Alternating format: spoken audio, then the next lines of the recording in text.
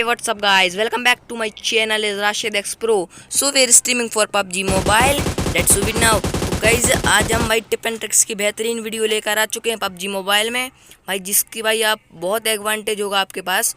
तो भाई वीडियो को पूरे देखना, स्किप मत करना। स्किप कर दोगे तो मिस करोगे तो मज़े नहीं आएंगे भाई। तो वीडियो देखो बस। तो भाई आपको इसका कंपाउंड के पास आ जाना भाई। ये भाई घर आपको रोज़ों के पास मिल जाएगा ईजिली। तो भाई यहाँ पर ना भाई मैप खोल के बता देता हूँ। देखो भाई इस जगह पर है रोज़ों के पास में वाटर सिटी।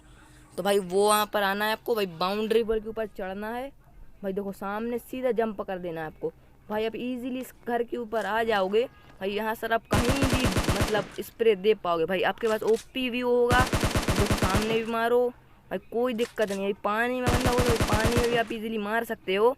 तो भाई आपको बहुत एडवांटेज होगा यहाँ पे भाई। कोई भी बंदा यहाँ पर आपको किसी भी एडवांटेज पे स्पॉट नहीं कर पाएगा कि बंदा यहाँ पर भी हो सकता है। तो भाई इस कंपाउंड पे चढ़ने का कोई चांस नहीं है।